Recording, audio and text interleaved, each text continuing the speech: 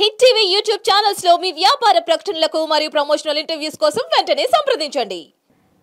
ఇప్పుడు తనని పెళ్లి చేసుకున్నా వాళ్ళ డాడీ ముందు నేను ఉండలేను. వాళ్ళ డాడీ అన్నా నాకు ఇష్టమే. ఏం మాట్లాడుతున్నావు? అంత పెద్ద కొడుకున్నాడు, ఇప్పుడు ఆ కొడుకుతో లవ్ అఫేర్ నడిపిస్తున్నావు. మళ్ళీ ఆయన కూడా నేను ఆయన అంటే ఇష్టమే. మరి ఆ ఇష్టం ఉన్నాడు నువ్వెందుకు మళ్ళీ బాను దగ్గరకు వచ్చావు? ఎంతైనా మర్చిపోలేము కదా మేడం. మర్చిపోలేము, బట్ అట్లానే నేను ఆయనను కూడా మర్చిపోలేను, నేను ఈయనను మర్చిపోలేను కాదు.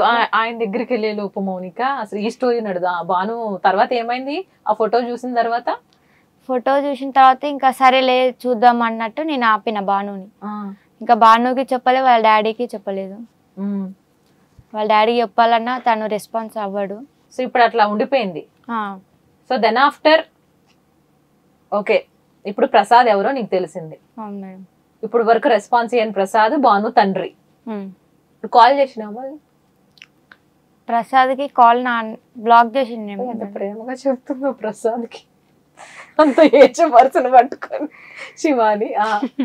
తను నా నెంబర్ బ్లాక్ చేసింది మేడం, తనకు గెలవదు. ఇక బానుకి చెప్పుదామంటే సో బానుకి చెప్పలేదు ఈ మాట? చెప్పలే మేడం. ఇప్పుడు ఆ అబ్బాయి మాట్లాడుతున్నాడా?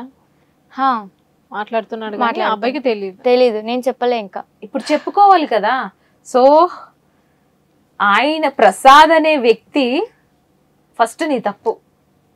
అసలు ఆ వ్యక్తి ఏంటి, కొద్దిగా కేర్ తీసుకుంటే చాలు అమ్మాయిలకి. ప్రేమ పుట్టడానికి అంటే అన్ని డీటెయిల్స్ అవసరమా అని ఆ అమ్మాయి ఆ వయసు ఏంటి, ఆయన ఏం చేస్తాడు, అసలు నీకు ఆ మాత్రం అంటే అప్పుడు 24 అంటున్నావు కదా మేడం, ఆ మాత్రం ఉంటది కదా సెన్స్. ఆయన ఎట్లా ఉన్నాడు, ఏజ్ ఏంటి, మాట్లాడే పద్ధతిని బట్టి. ఇప్పుడు సంవత్సరం వాళ్ళకి వేరియేషన్స్ ఉంటాయి, మాట్లాడేదాని గాని ఉండే తీరు గాని. నేను అవన్నీ కనుక్కోలే మేడం. తన నా మీద చూపించిన కేరింగ్ అయినా అంటే మేబీ ఒక అమ్మాయి లాగా అంటే కూతురుని చూసుకుంటారు కదా, అట్లా చూసుకున్నాడేమో అని ఎందుకు కనుక్కోలేదు? ఏమో మేడం, తెలియదు నాకు. అంటే అంత ఏజ్ ఉన్నదంటే ఏమోలే, ఒక అమ్మాయి వరుసగా కేర్ తీసుకున్నాడేమో అక్కడ నిన్ను. అంతలా అబ్బాయి ఉన్నాడంటే నువ్వు అమ్మాయివి కదా అవుతావు ఆ ప్లేస్ లో. మరి సో ఆయన వైపు తప్పులేదు. ఒక అమ్మాయి లాగా అంటే తన కూతురు వయసు అనుకునే ప్రేమ చూపించాడు, కానీ యువతల నువ్వు అర్థం చేసుకోవడం తప్పుగా అర్థం చేసుకున్నావు ఇక్కడ. అంతే అంటావా? మేడం.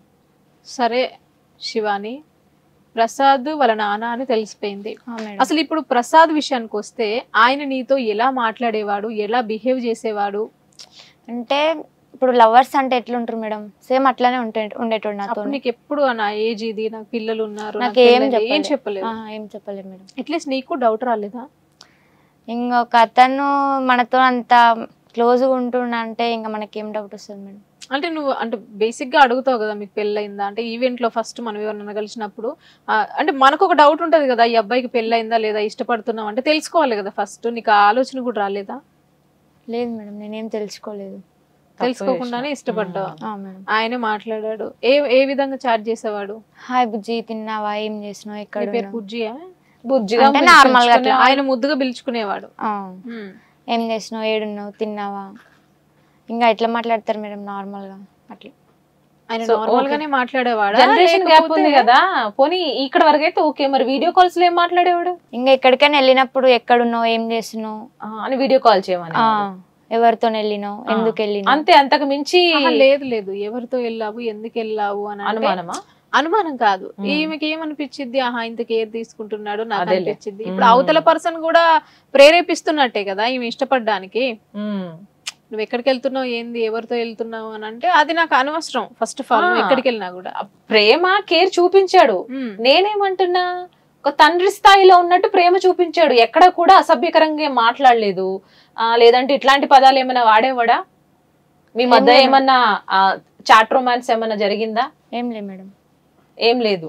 అంటే ఎవరు అంటే నీ పెదవులు బాగుంటే కిస్ చేయాలనిపిస్తుంది, నీ కళ్ళు బాగుంటేరా నేను కిస్ చేయాలని, అట్లాంటి ఏమన్నా? ఏం లేదు. రీనా గారు, ఇక్కడ ఏంటంటే ఎవరో తెలియని పర్సన్ వీడియో కాల్స్ వరకు ఎందుకు వెళ్తాడు?